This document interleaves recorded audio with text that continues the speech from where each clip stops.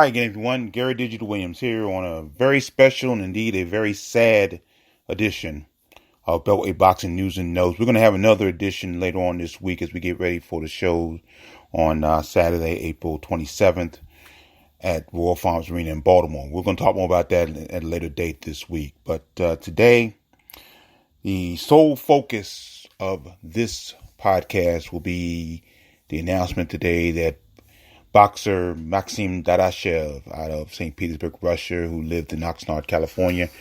He passed away from his injuries that he suffered this past Friday at the MGM National Harbor Casino in Oxon Hill, Maryland, in his bout against Gabriel Matias.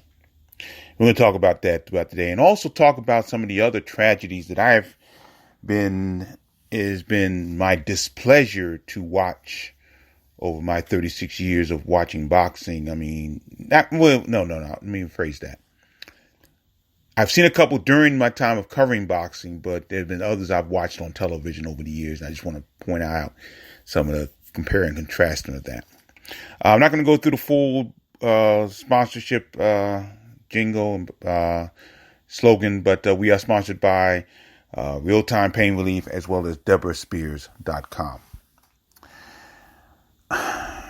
We got the word, as we said today, that 28-year-old Maxim Dadashev out of Russia passed away from his injuries that he suffered this past Friday. Now, before I went on the air, I had an opportunity. I went ahead and looked at the 11th round again, the final round of the bout. And it was a round where Dadashev, was really taking a lot of punishment. He had been taking punishment the entire bout. He really had been. Gabriel Matias was coming forward. And Dadashev, to his credit, was fighting back. He was trying to land shots, but they really didn't have any power. But throughout the bout, as I was watching, I was thinking to myself, Gabriel Matias, out of Puerto Rico, by the way,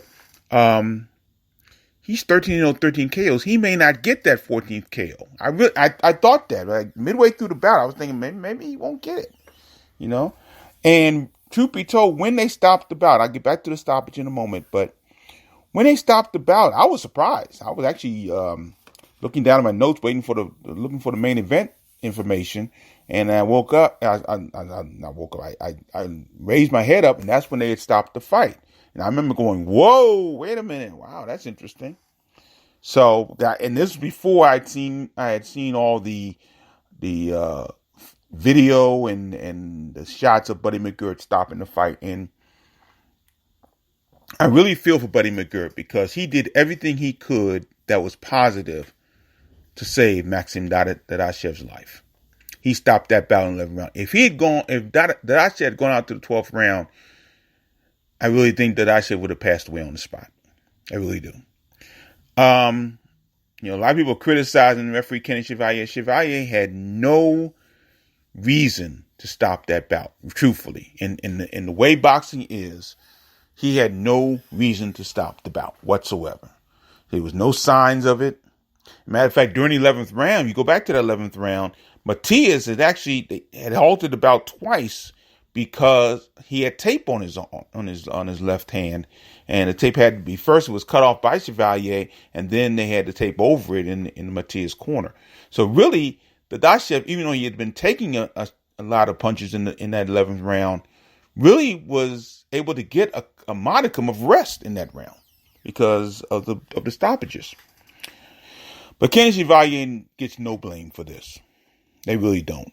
He really doesn't. He did an outstanding job. Dadashev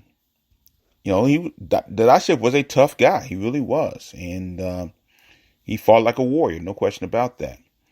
Now, people are going to probably blame the Maryland State Athletic Commission. I don't think you can do that either.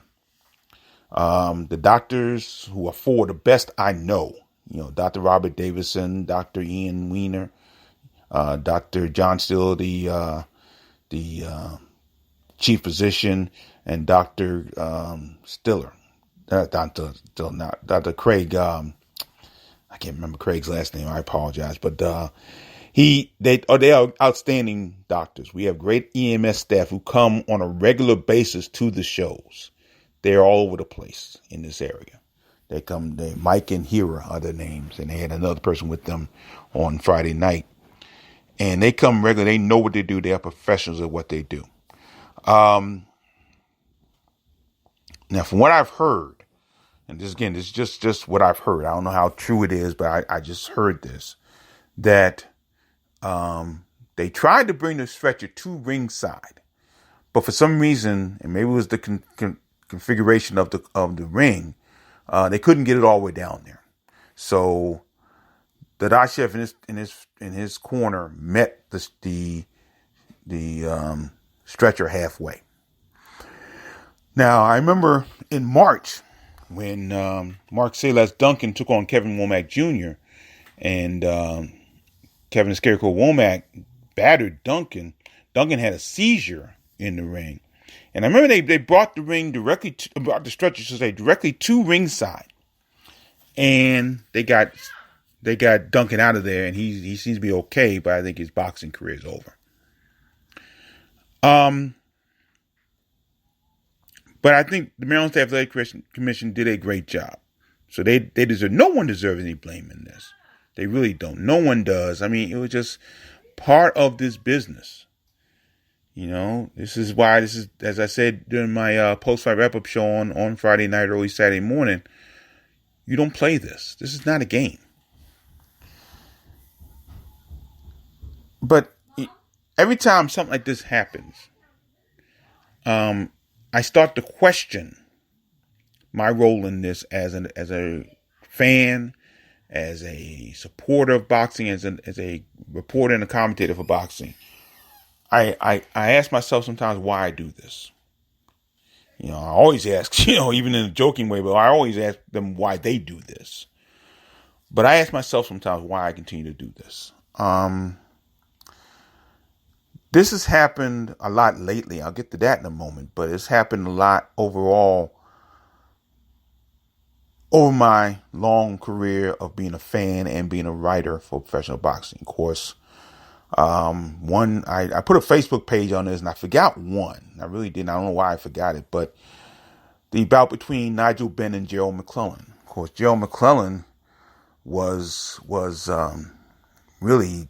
He and Ben were going at it for 10 straight rounds, and then finally McClellan took a knee, and we know he's never been the same again. He's blind, he's deaf. I mean, he has issues hearing. He has so many things that are going on wrong with him. And I remember that night because not only because of the bout, but the late Dr. Freddie Pacheco was talking about how McClellan quit, and it was like, oh, it's the worst thing he could have said. Now I don't know why he said that. The referee in that contest, his last name was Arcaro. I can't remember his first name, but he's a French referee who should never, and probably I don't think has ever refereed a bout again in life. He was horrible in that bout. That was a bout that could have been stopped a lot earlier. No question about that. Because McClellan was taking a whole lot of punishment. Both men were taking a lot of punishment, but McClellan was really taking a lot of punishment that night. But I forgot to lay that on there. I mentioned a few from the past. Ray Boom Mancini and his victory over Dooku Kim, and Dooku Kim died. There were statements that he would have been dehydrated and had an issue with hydration or something. I don't remember exactly what happened, but that was always a sad situation. That was not only on cable TV, that was on national TV. That was on CBS. It was 1982, and that was. I mean, nationwide, everybody could see that. It was terrible. As far as the one with Gabriel Ruelas and Jimmy Garcia, first of all, two things wrong with that. Number one, Jimmy Garcia had just fought a championship bout in a higher weight class and lost and got knocked out. And they dropped down to the class where he fought Gabriel Ruelas and was killed in that bout. I never knew why that happened. Why did he ever get another title shot was beyond me. I never understood that. The one that hits closest to home, along with the one we just had, was the one where Behaving Scotland passed away. That was on the deck of the Intrepid in New York. At least I've written about that story on boxonabove8.blogspot.com. And that was a really tough one for a lot of reasons. For those who have not seen that story and don't know who he was, Beethaven Scotland was a boxer out of this area, out of the Beltway, out of Brentwood, North Brentwood, Maryland. And he had taken on George Khalid Jones, who was a boxer, light heavyweight boxer. I believe he was out of New Jersey. But anyway, make a long story short. They boxed on national television on the deck of the USS Intrepid in New York. And the week of that bout, I talked to Beethaven Scotland. Scotland was scheduled to take on another local boxer by the name of Dana Rucker at Michael's 8th Avenue in Glen Burnie, Maryland, on a ballroom boxing show. Well, Rucker hurt his leg, so he could not compete. So the night of that card, I went to Michael's 8th Avenue, got ready for the card, and I happened to see B that night. And we talked, we exchanged pleasantries, it was great to see him and so forth. He did not, at that time, either he had not known or did not tell anybody that he had a bout coming up later on that week. Well, the bout took place. It was a little higher because Beethaven Scotland was a super middleweight and ended up fighting that bout at light heavy. And the bout was a tough one, no question about it. And he got knocked out and lapsed into a coma, and about a week later he passed away. And that hurt me to my heart. I knew the guy personally. I'd covered a number of his bouts.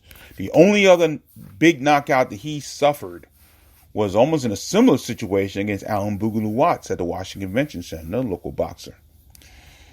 And, I remember going to his funeral, and actually that was a unique story because George Khalid Jones and his trainer, the late legendary Lou Duva, came to the funeral. And maybe you would think that the fans who knew him and all the boxers who knew him would be upset with Jones, and we weren't. In fact, we were consoling Jones and trying to lift Jones up and try to say, B would want you to win the world title. And I'm sorry, that still hurts to this day. So that's what happened that day. We all rallied around George Jones, and a few years later, after Jones had taken a long, break from boxing, he came back to the ring at Michael's 8th Avenue, Glen Burnie, Maryland, and he fought Darnell the Dingling Man Wilson. And who was in Jones's corner that night? B. Scotland's widow, Denise. It was probably the best thing that could have happened, in such a tough situation like that. And the fight actually ended in a draw. It was really interesting. But she was right there in Jones's corner. Because she knew that it was not his fault. It was not his intention by any means. It wasn't Sabril Matia's intention to hurt Dadashev into the situation that we ended up knowing about. But it was just hard, that's all. And, then you go to what's happened in recent times, with, of course, the Pritchard Cologne situation in Fairfax, Virginia. Now, there are a lot of, there probably could be some blame to go around there. I don't think the Virginia Athletic Commission did the best job there. I really don't. I don't think Joe Cooper did his best job there. I think he got lost in the lights a little bit, in all honesty. Thank goodness Pritchard Cologne survived it, and although he's nowhere near what he once was, at least he's with us still. And recently, outside the Beltway, you had the situation with Zab Judah. You had the situation with Adonis Stevenson. Fortunately, they both survived. But it was a very similar situation, and it could have been a lot worse than they were. But what's interesting about this is that in both the Beethaven Scotland case and this case with Maxim Dadashev, I've had a boxing card to go to almost immediately following, like within a week's time after it. And, when B passed and that card came up in D.C., was at the convention center, I really didn't want to go. I really didn't. I really did not want to go. I had to go because I was covering for Fight News, so I had to be there. But truth be told, no, was I working? Yeah, I was working Fight News. Yeah, I was working Fight News at the time. I think I just started. Yeah, I just started there. I was only been a couple of years. And I really didn't want to go to the card that took place afterwards, but I did. And it was a situation at that card that, and really, truth be told, it kind of snapped me out of my doldrums. He said, this is something I've been called to do. And this is something that I continue to be called to do for better, for worse, and mostly for better, thank goodness. We've got the boxing card coming up, the Mayweather Promotions, TG Promotions card at Royal Farms Arena with Gervonta Davis and Ricardo Nunez, and I feel I almost have to be there for you all on Boxing on the Beltway, and for my folks at Fight News, and for the Washington Forum. I think they want me to cover it as well. And I don't have the same feeling that I did after B passed. I don't really know how I feel. I mean, I'm crushed by Dadashev's passing. Deepest condolences to his family, who I think are probably here now. They had been trying to get here from Russia to be by Dadashev's side. It's not like I don't want to be at the show Saturday. I really do want to be there. But I don't know. I'm wondering. I'm hoping it will. But after what I've seen, I don't know if this will ever be the same for me again. It's going to be tough going forward. Fortunately, in this case, there is really no blame to give anybody, as I said before. This is something that just happens in a sport that every boxer that goes into the ring knows something like this could happen. And it's just sad at this time it did happen. And I know everybody, I mean, Pat Pinella, he's a boxing guy. Through and through, he's a boxing guy. And I know he's upset about this. And it's not his fault. It's nobody on the commission's fault. Nobody in the doctors and all that, as I've said before. But as a boxing guy, I know he's crushed. I know he's hurt. I'd have to think Kenny Chevalier is hurt. I mean, I'm not sure. But as long as I've known Kenny, I would not be surprised if he's hurt by this. And again, he bears no blame in this. And obviously, the Dadashev's camp is crushed. Buddy McGirt did everything he could. Now, that's the one thing he can say. He can say that he did all he could to save his boxer. It just didn't happen.